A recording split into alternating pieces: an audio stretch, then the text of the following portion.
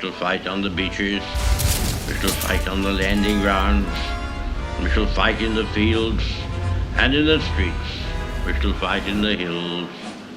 We shall never surrender.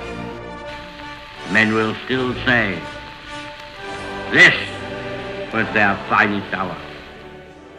Wow, I just could not think of a better way to introduce the review of the British Tier 6 heavy premium tank, the British Bulldog Churchill VII, than by bringing in speeches from Winston Churchill himself. And with that said, folks, welcome to another review with RONIN 47R. Let's get this thing started. All right, folks, so now we are in the garage, and we're going to go ahead and take a look at the store because we all know why we're here. Let's go ahead and take a look at the store here. Tanks. And slip over to the British Bulldog Churchill VII Ultimate. Now, this is the only offering that they're selling at this time, so kind of forced to purchase this one here at 8,500 gold. And you can see that it does come with, of course, the tank. It does not specify a special crew from the comic book, so I'm interested to see what character they put in there, if a character at all. Usual spattering of shells, your 7 days of premium, and you do get the ×3 experience boost. You get 20 of those.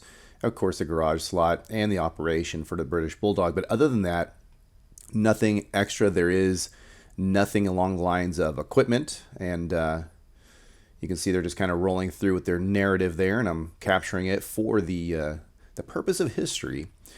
And just double checking, no, there is no extra equipment, which is pretty interesting because usually the Ultimate is fully loaded. Let's go ahead and grab this guy right quick. We are purchasing, and using the left thumbstick, you can scroll over to verify the what came with the purchase. Here's some little icons there, and there it is. Clicking continue, backing out, and we're gonna go ahead and filter for a premium, for a heavy, for British. And when you do that, it's a nice quick glance at what we have offered by Wargaming for British heavies, because you can see I have the Excelsior, the TOG 2, the FV201 Black, and everything's at 5, 6, and 7, and now we have another 7 offering here, and it's the British Bulldog. I'm going to go ahead and make him a favorite. Pretty cool. Taking a quick glance around before I attempt to put anything on him. Some of these tanks you do not have the opportunity to put any camouflage paint on. Sometimes you don't have the opportunity to put your emblem. I'm going to wager you can put your emblem on this tank, but not quite sure about the camouflage. Okay, now I've set up the garage where we have the Churchill VII non-premium, and we have the British Bulldog, which again is a Churchill VII, and that is the premium. So we have these two tanks side by side in the garage. But before we go into that, let's go ahead and look under the hood really quickly at the British Bulldog and knock out the outside first. And as I suspected, you can see the camouflage is not an option for you. I personally really enjoy the look of that tank, and so that's cool. Also too, the natural camouflage that it comes with will at least still give you the boost, and you don't have to pay for it. If you have inscriptions that you like for the British line, go ahead and throw those on. Meanwhile, I'm going to go ahead and throw on the one and only emblem, that is available on this tank. Sometimes there are 2 locations. In this particular tank, there is only 1. Kind of a common theme with the British line of tanks, and we put that on there, backing out.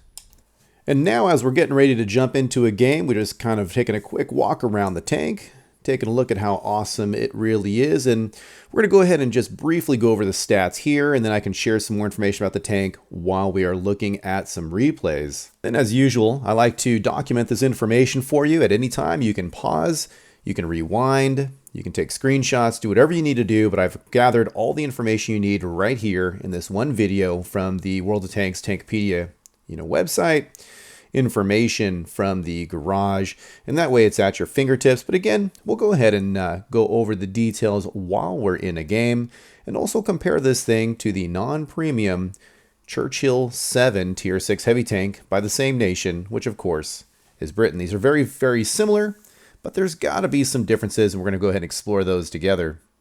I'm also predicting and kind of curious to know how similar is it going to play to the same package on the non-premium Churchill VII, and also if there's any other premiums that play similar to this tank, not unlike the Churchill III.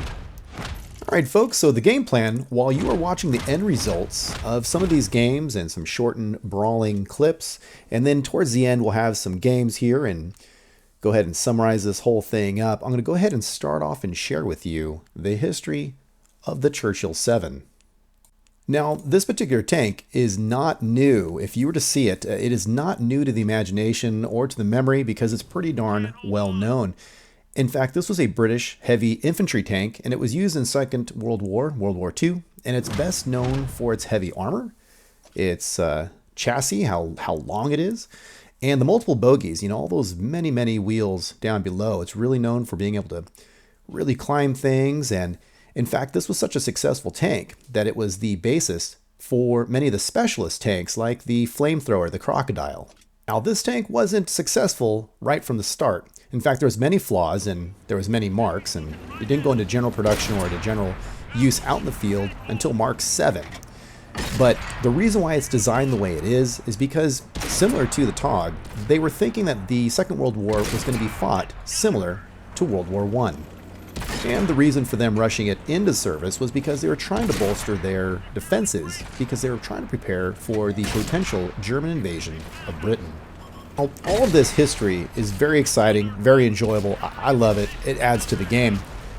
But you guys are really here to take a look at this particular tank, how it compares to the non-premium, and just really what are we bringing to the battlefield if you bring in a British Bulldog. So what I've done is I've compiled some information here, and the findings were very interesting to me. I took a different approach to this particular review. And with the British Bulldog, it is a Churchill VII. So I'm using a Churchill VII non-premium as a baseline. But really you have to decide, are you going to compare it to the full package, the fully upgraded Mark VII? Or are you going to go ahead and compare it to a similar gun package as the premium, which in the Churchill VII would be called the Mark IV? Alright, so for the purposes of this review, we're just going to go ahead and call the premium the Bulldog, the partially upgraded, we'll just call that the Mark IV, and the fully upgraded, we'll go ahead and call that the Mark VII. Now, with that said, they're all very similar, but there are some differences, and let's go ahead and get into them now. The Bulldog is 6,360 gold to purchase, whereas the Mark IV and the Mark VII are 900,000 silver. Weight of these three tanks are very similar. They all weigh 40 tons with a little bit extra. The load limit, though, is a 3-ton difference between the Bulldog, the Mark VII versus the Mark IV.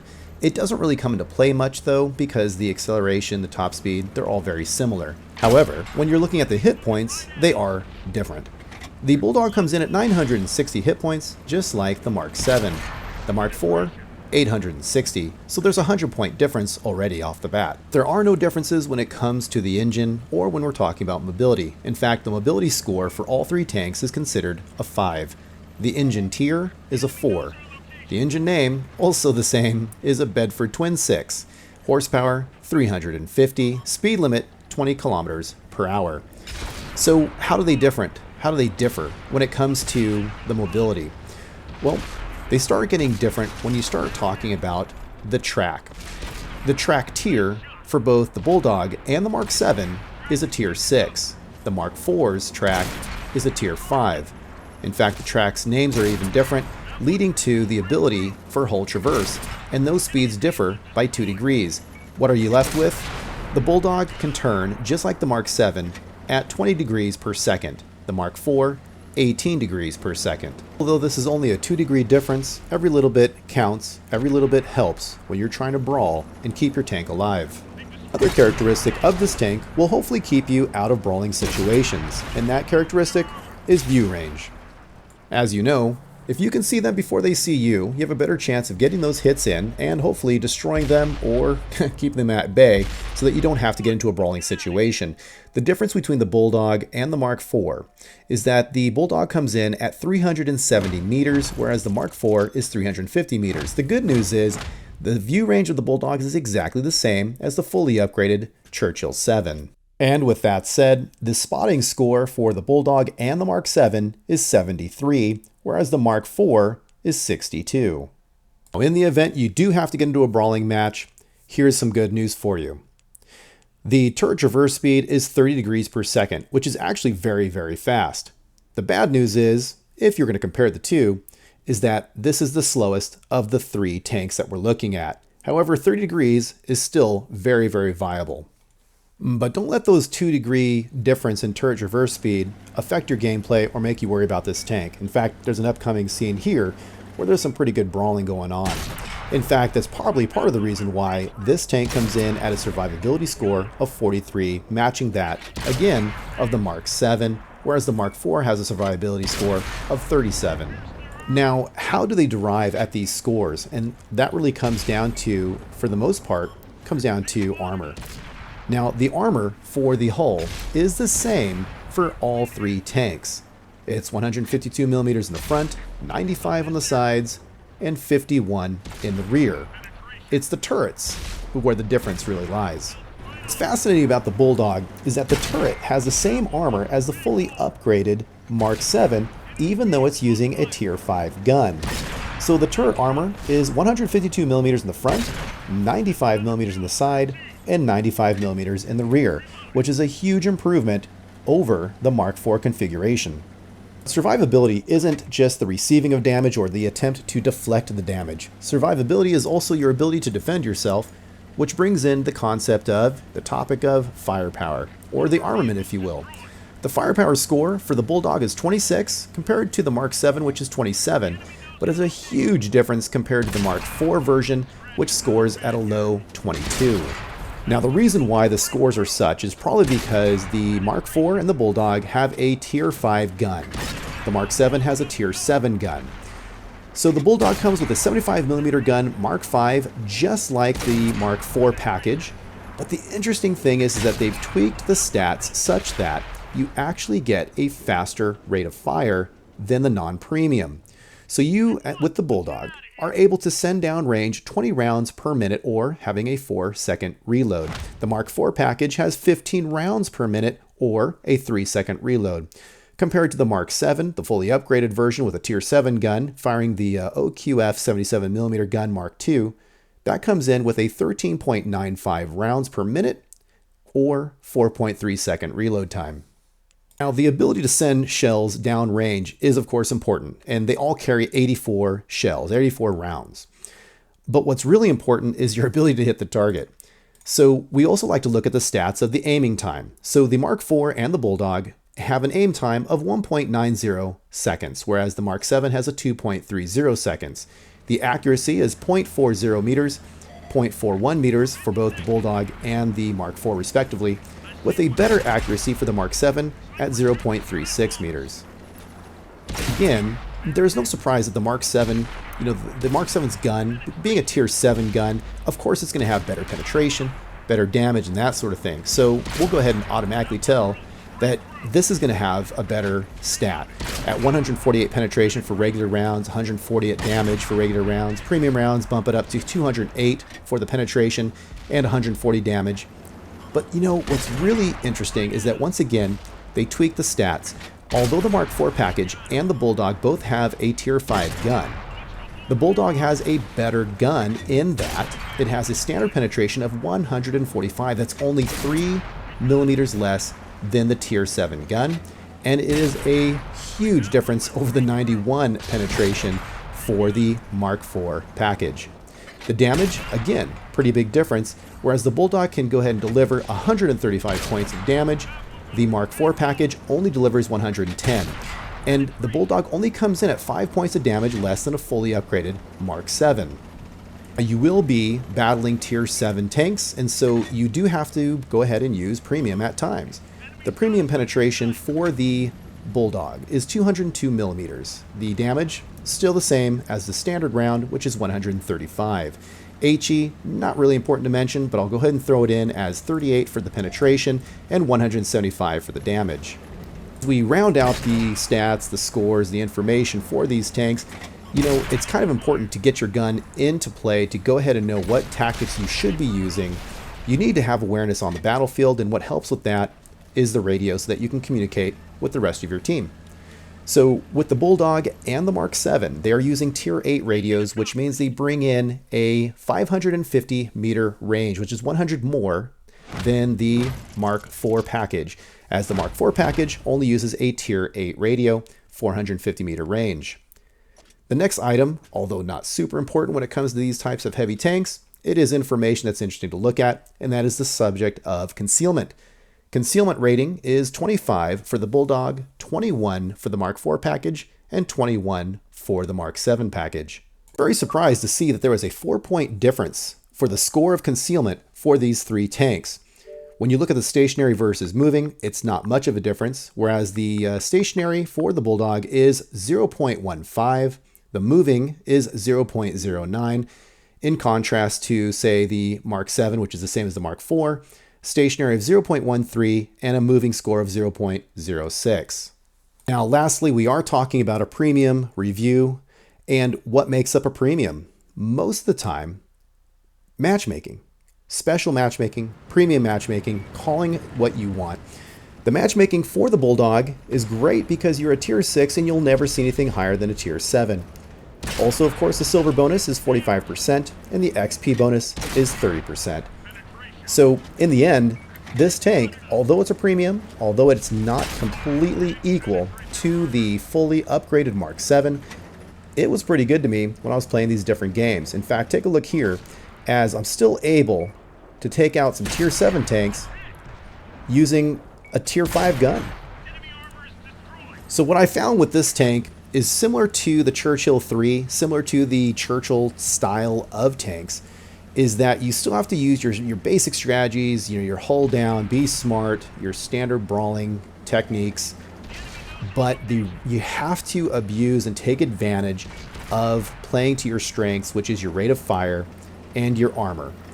So go ahead, be a supportive tank. In some cases you can be the front line, but really lay down as much fire as you can. Be smart about where you are placing those shots, and it'll treat you pretty well. I had a really good time in this tank, and as you can see with some of the scores here, I was able to score a few masteries in just 10 games or less. So as any premium should be played, in my opinion, it's for crew training. So I went ahead and got rid of the crew member that came with the tank. His name was, I want to say, Cody Knuckles. I'm curious to know, leave in the comments, did you guys get the same crew member by default? Did they send you somebody with a different name?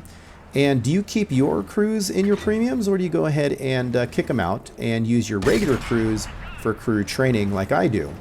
There's really no right or wrong answer. It's your tank, you do whatever you want with it. Also too, what I really observed in this particular game was, although the accuracy on paper is not supposed to be super good, I was really surprised how accurate this gun was at distance. In fact, I believe at least 1 or 2 games I had a sniper medal. Alright, so now we've owned the hill, and this of course is a standard battle, so there's no flag to be grabbed at the top of the hill. But we own the hill. We do have an RD on both sides. I'm very cognizant of that. In this tank, very similar to other tanks that are kind of slow moving, RD loves you, so be advised that you will be a target, but these are standard tactics, standard things that you should be thinking about anyway. Nothing new or surprising to be shared there. One of the challenges, of course, is that I'm at Tier 6, and these guys can outview me. You got some E25s in the world, you've got this T37. You have to be careful with your view range, because the last thing you want to do is be the slower heavy tank out in the open that RD and or snipers can take advantage of. Moving my way forward, we're slowly whittling down the team, but it's still pretty even at 7-7. Now remember, this video has been recorded the day of the 3.5 update has come out. The physics are a little different. I don't have much to show you in the way of those changes. However, pretty soon you will be seeing an effect here, and let's see if you can identify it. Meanwhile, I'm working on this Tier 6 tank off in the distance. It should look very familiar. And notice the rate of fire. Again, another British tank. very, very fast. And I'm just going to sit there and cross my fingers that Artie's not going to take me out. I was very committed and just kind of stuck with it there. So now it's 10-7, and off in the distance we just saw a tank. I'm going to try to see it again, and there you go. Watch this. Okay, hit the tracks, and did you see how the E25 spun out? That is a product of the new physics package. So now he is out of range, and I'm going to try to hunt him down. But again, this is not a pursuit tank. It's just that very slow, methodical, moving forward tank. And if you plan your avenues of attack, think about the corridors in which the enemy likes to go, you'll have a chance to participate in the game. But like any other slower tank, the TOG-2, name your slow, heavy tank, your score is going to be artificially low, not because of your skill, not because of the tank, but because you just didn't get to participate in the game. So just make sure that you plan your routes accordingly and use this tank, like I said before, to its advantages.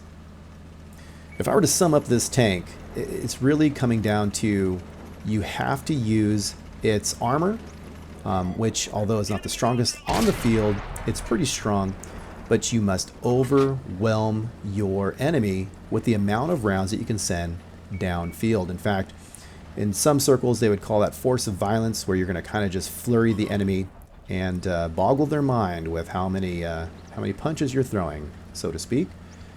Now we're down to 3 enemy tanks, and the tables have really turned. It's going to geometrically roll on the Reds because now there is such an out of balance amount of tanks. Unless they're very lucky or very skilled or both, they're not going to be able to turn this game around. So as you can imagine, this, and as you can see, although this is not the American style turret with the extreme hull down and gun depression sort of approach, it is doable. And although this is an open field, you can survive, but you must use your terrain.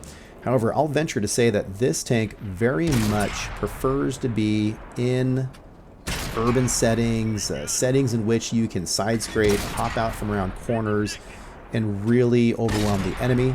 You do not want to give them time to pick on you from afar. Alright, so that concludes the last of the games that I was sharing with you during this review. We can go ahead and take a look and dissect this thing and see what we've done here. You can see nothing too special. You know, a handful of premium, good amount of experience. But the important thing is that you can get in some pretty good numbers on the amount of pens. And also, if you look back on the video, what I was really surprised at is if, you know, in some cases, this thing is exceeding tier 7 heavy tank damage. It could be based on the player. I'm not the greatest player. I'm just an average guy. But I figure if you go ahead and use this thing at least so consistently, you will be able to do pretty well on the battlefield. Just, again, play to its strengths. Meanwhile, it's pretty cool to see some good sportsmanship out there. This guy was reciprocating, sending it back and forth, some good game stuff, so that's always a pleasure to see. Meanwhile, back to this review. I hope you enjoyed it, and I'm really curious. Please leave some comments letting me know if you chose to purchase this tank. Let me know if and when you do purchase it, what do you think of it? How to play for you? And even if you did not purchase this tank, surely you have gone up against it in battles. I would like to know what you found out about it. Was it very challenging to go up against? Was it just like a regular Mark VII? So on and so forth, because every tank does have an Achilles heel. Now, before we go, I wanted to take a quick look at the stats page because I wanted to see how this thing was doing on the 11 or so battles that I played. Turned out that I had a 26.11% damage, standing hit ratio of 82%, so it's pretty darn accurate. Yeah, pretty even on the 6 victories, 5 defeats. 17 enemies were destroyed in that time and survived 7 of those battles.